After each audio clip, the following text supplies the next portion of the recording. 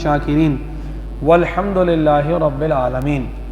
اللہ رب العزت کا کرم اس مالک کریم کی توفیق سے گزشتہ درس قرآن میں ہم نے سورہ توبہ کی آیت نمبر 111 تک ترجمہ اور اس کی تفسیر سماعت کر لی تھی۔ اللہ تعالیٰ کی توفیق سے آگے چند آیت کا ترجمہ اور اس کی تفسیر ہم سماعت کریں گے۔ حضرات محترم، گزشتہ آیت میں اللہ تعالیٰ نے اہل ایمان کی صفات کا ذکر کیا، ان کی زندگیوں کا ذکر کیا کہ اہل ایمان کون ہیں۔ وہ لوگ ہیں کہ جن کی زندگیاں، جن کے اموال اللہ تعالیٰ نے خریدنی ہیں، ان کے جان و مال اللہ نے لے لیے اور اس کے عوض میں ان کو جنت عطا فرما دی۔ اس جنت کے اندر وہ ابدی نعمتوں سے سرفراز ہوں گے۔ اور ان اہل جنت کا معاملہ یہ ہے کہ یہ اللہ تعالیٰ کی راہ میں لڑتے ہیں، جہاد کرتے ہیں، یہ اللہ کی راہ میں قتل کرتے ہیں اور قتل کر دیے جاتے ہیں، یعنی شہید کر دیے جاتے ہیں۔ یہ وعدہ قرآن میں بھی ہے، تورات میں بھی ہے، انجیل میں بھی ہے کہ اللہ تعالیٰ ان کو جنات نعیم عطا فرمائے گا، ہمیشگی والے باغات عطا فرمائے گا، نعمتوں والے باغات عطا فرمائے گا۔ اور کون ہے کہ جو اللہ تعالیٰ سے پکا وعدہ کرنے والا ہے، یعنی سب سے زیادہ اللہ تعالیٰ اپنے وعدہ کی وفا کرنے والا ہے۔ تو محبوب علیہ السلام آپ خوشخبری سنا دیں اس بیع کی، اس سودے کی جو اہل ایمان نے اللہ سے کیا ہے کہ اپنے جان، اپنے اموال اللہ کے سپرد کر دی اور اللہ تعالیٰ نے ان کو جنات عطا فرما دی۔ وَذَلِكَ هُوَ الْفَوْزُ الْعَظِيمُ، اور یہ جو اللہ والوں کی زندگی ہوتی ہے اہل ایمان کی، فرمایا یہ بڑی کامیابی ہے، یہ بڑی سرفرازی ہے جو اللہ تعالیٰ نے ان کو عطا فرمائی۔ پھر حضرات محترم مزید اور صفات کا ذکر آ رہا ہے، اہل ایمان، اہل جنت کی اور کیا صفات ہوتی ہیں۔ ان صفات کو سماعت کیجئے اور ہمیں کوشش کرنا چاہیے ان صفات کو اپنی زندگیوں میں شامل کریں۔ سب سے پہلے جب کوئی بندہ ایماندار ہے، ایمان والا ہے، توحید و رسالت کا گواہ ہے، اب اس کے لیے کیا ضروری ہے؟ فرمایا التائبون، وہ توبہ کرنے والے ہوتے ہیں۔ اہل ایمان کون ہوتے ہیں؟ وہ اللہ تعالیٰ کی طرف تائب ہوتے ہیں، رجوع کرنے والے ہوتے ہیں۔ پھر فرمایا العابدون، اور عبادت گزاری کرنے والے ہوتے ہیں، اللہ تعالیٰ کی عبادت کرتے ہیں۔ امام جعفر الصادق رضی اللہ تعالیٰ عنہ جو کہ ائمہ اہل بیت کرام میں سے ہیں، انہوں نے فرمایا دیکھیں اللہ تعالیٰ نے عبادت سے مقدم توبہ کو رکھا ہے۔ پہلے انسان کامل توبہ کر لے گناہ چھوڑنے کی، یا جو اس نے نیکیوں کے غفلتیں کی ہیں ان سے مکمل طور پہ اللہ تعالیٰ کی بارگاہ میں شرمندگی اور ندامت کا اظہار کرے اور گناہ سے توبہ کر لے اور پھر اللہ تعالیٰ کی طرف عبادت کے اندر رجوع ہو جائے۔ فرمایا التائبون العابدون، اہل ایمان کون ہیں؟ وہ اللہ کی طرف لوٹنے والے ہیں، گناہوں سے، برائیوں سے اور غفلتوں سے لوٹ کر اللہ تعالیٰ کی رحمت کی طرف آتے ہیں۔ العابدون، اللہ کی عبادت کرنے والے ہیں۔ الحامدون، اللہ تعالیٰ کی حمد و ثنا کرنے والے ہیں۔ السائحون، اللہ تعالیٰ کی بارگاہ میں روزہ رکھنے والے ہیں۔ الراکعون، اللہ تعالیٰ کی بارگاہ میں جھکنے والے ہیں، رکوع کرنے والے ہیں۔ الساجدون، اللہ تعالیٰ کی بارگاہ میں سجدہ کرنے والے ہیں۔ الآمرون بالمعروف، ان صفات کے ساتھ مزید فرمایا کہ وہ نیکی کا حکم دیتے ہیں۔ والناہون عن المنکر، اور برائیوں سے روکتے ہیں۔ یعنی نیکی کو ہم اپنی ذات تک نہ رکھیں حضرات محترم، بلکہ نیکی کی تبلیغ بھی ہونا چاہیے۔ جب بندہ خود کامل ہو جائے تو پھر دوسروں کو بھی تبلیغ کرنا چاہیے، اور ہر بندہ اپنے مطابق جس طرح اس کا اسٹیٹس ہے معاشرے کے اندر وہ اس کی تبلیغ کرنا چاہیے اس کو۔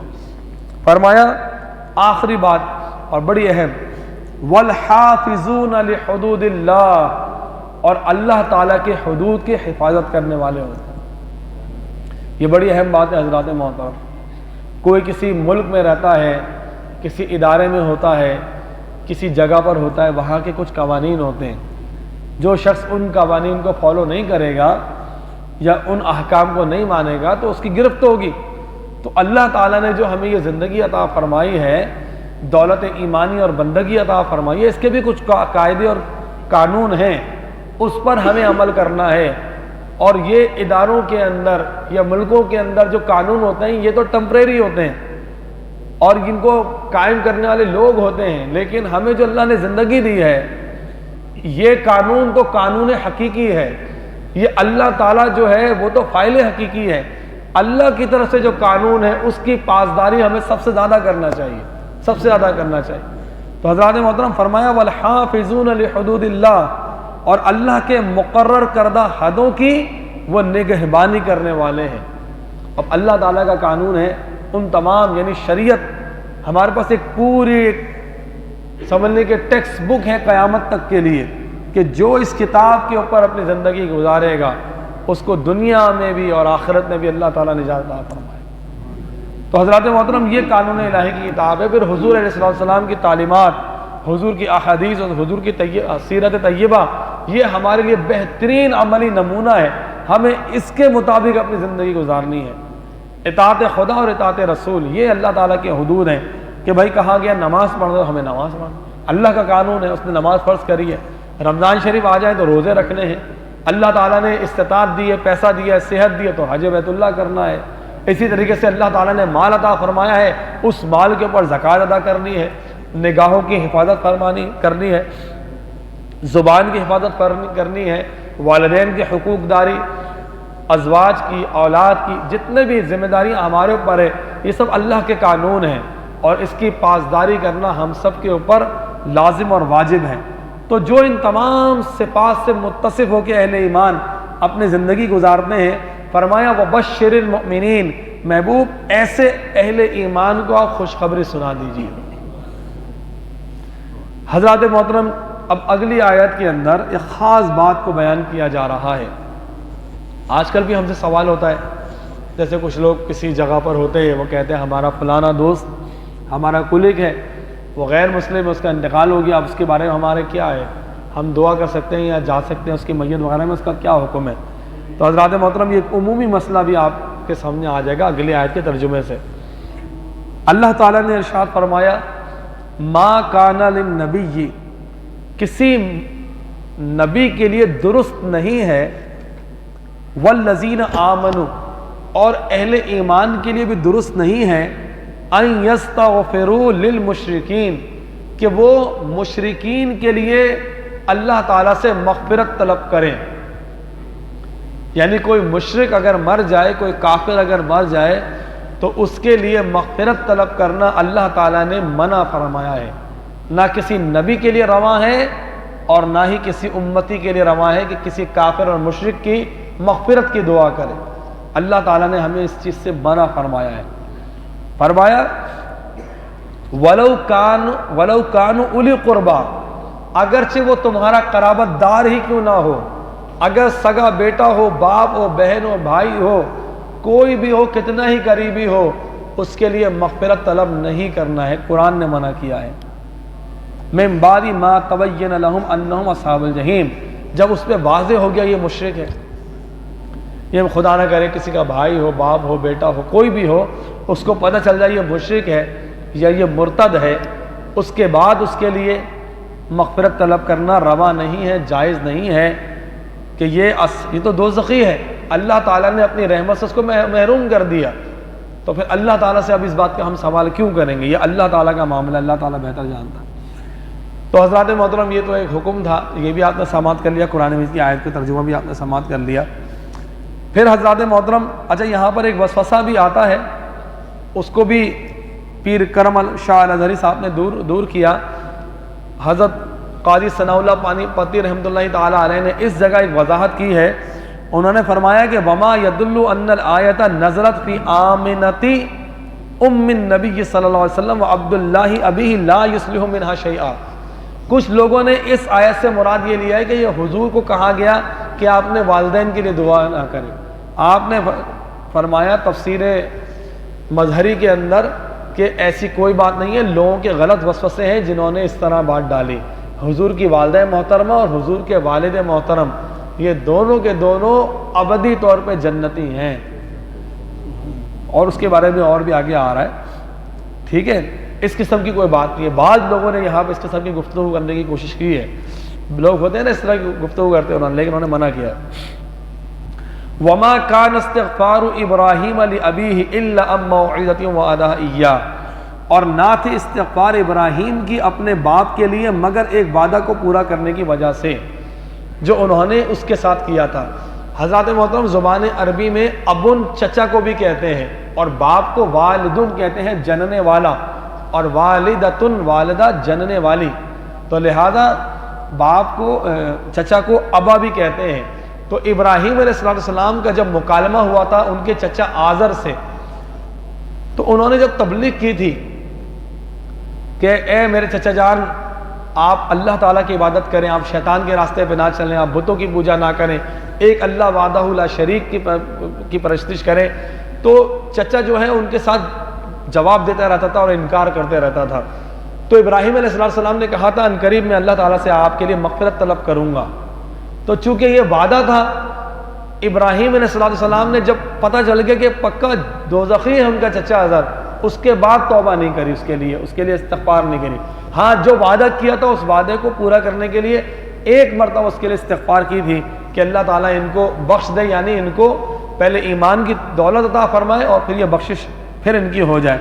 تو فرمایا کہ وما کان استغفار ابراہیم، اور نہ تھے استغفار ابراہیم کی اپنے باپ یعنی چچا کے لیے، الا ام موعظۃ وعدها ایاہ، مگر ایک جو وعدہ کیا تھا اس کو پورا کرنے کے لیے۔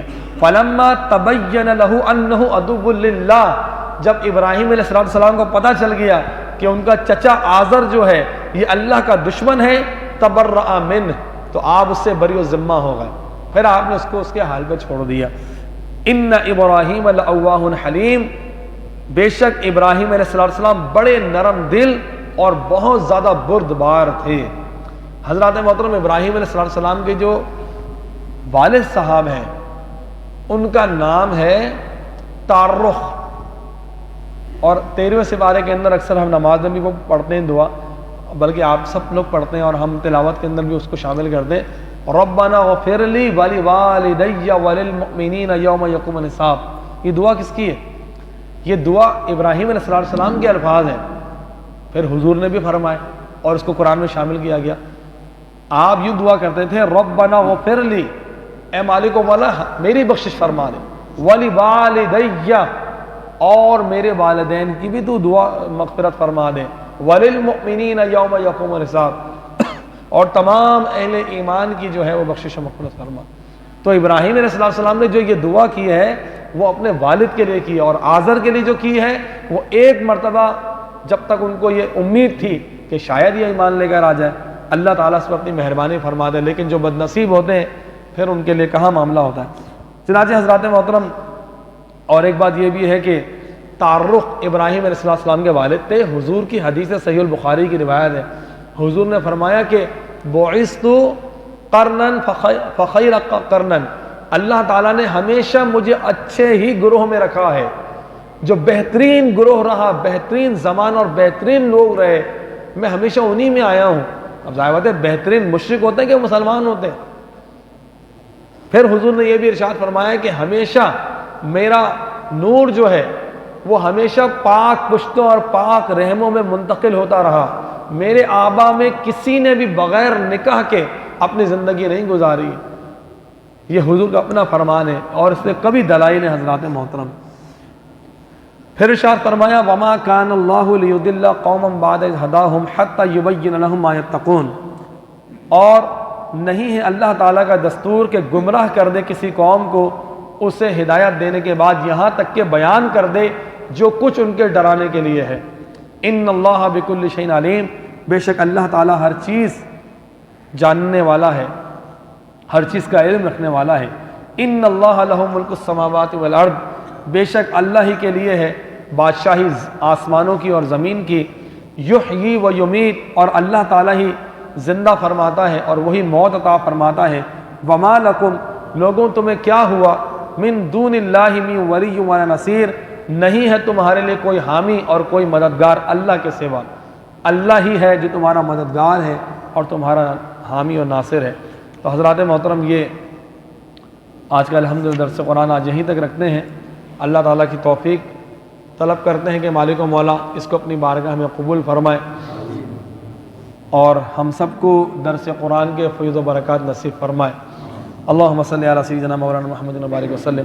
اللهم أعنا على ذكرك وشكرك وحسن عبادتك لا إله إلا أنت سبحانك إني كنت من الظالمين اللهم رب ارحمهما كما ربياني صغيرا يا حي يا قيوم برحمتك نستغيث اللهم ربنا تقبل منا إنك أنت السميع العليم وتب علينا إنك أنت التواب الرحيم وصلى الله تعالى على محمد وآله وأصحابه أجمعين برحمتك يا أرحم الراحمين.